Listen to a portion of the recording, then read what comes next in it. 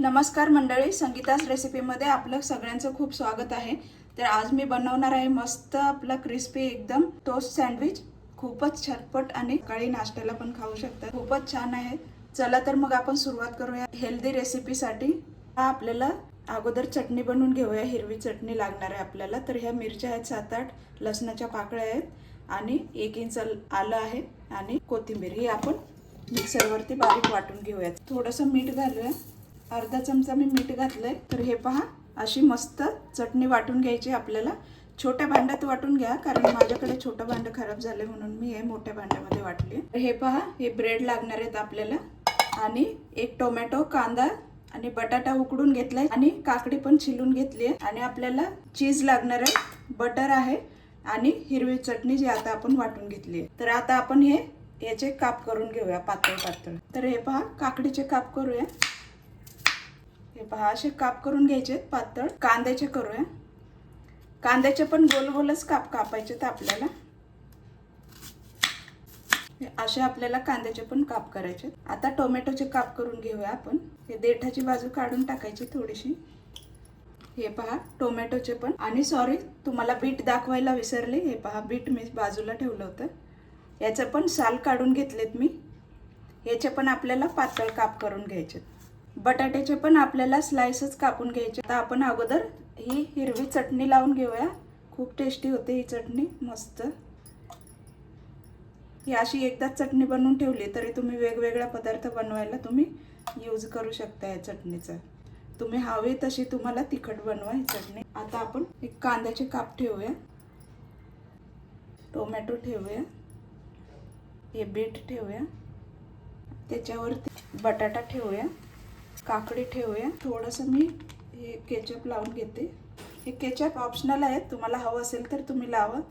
याचा टेस्ट मला आवडतो म्हणून मी हे लावून घेते। मुलं पण आवडीने खातात। चीज आहे ते याच्यावरती असं आपण खिसणीने खिसून घालायचे। आता हे आपण आता टोस्टरला बटर लावून घेऊया। टोस्टरला असं बटर लावून घ्यायचं। हवं तर तुम्ही तूप पण लावू शकता। याने काय होतं, मस्त हे आपल्या याला ब्रेड चिटकत नाही आणि टेस्टला पण खूप छान। दोन्ही पण याला आपल्याला लावायचे, दोन्ही साईडला। हे पहा, असं व्यवस्थित लावून घ्यायचं। हे पहा, मस्त लावलं। आता आपण याच्यावरती आरामात आपल्याला ब्रेड उचलायचं आहे आणि याच्यावरती व्यवस्थित ठेवायचं। हे पहा, एकदम छान बसलंय। आता हे बाजू बंद करून घ्यायची आपल्याला। गॅस चालू करूया। हे पहा, हे असं आपल्याला शेकून घ्यायचंय। सुरुवातीला थोडा गॅस फास्टच ठेवलाय, कारण हा थंड आहे टोस्टर म्हणून।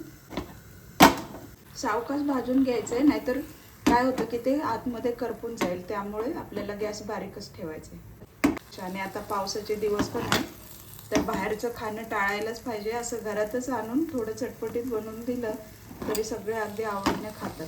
थोडं आलटी पलटी करून शेकायचं, म्हणजे दोन्ही साईड व्यवस्थित शेकलं जातं।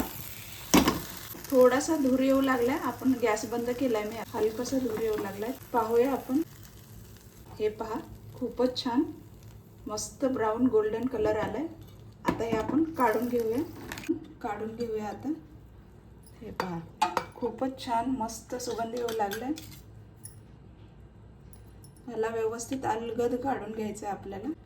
हे पहा, मस्त काढून घेतलाय। ते छान मस्त झालंय, एकदम कुरकुरीत लागणार आहे, छान। आता मी तुम्हाला कट करून दाखवते। पहा कसा मस्त आवाज येतोय, कुरकुरीत एकदम। तर हे पहा, खूपच छान आणि टेस्टी बनलाय। हे पहा किती छान झालाय बघा, खूपच मस्त।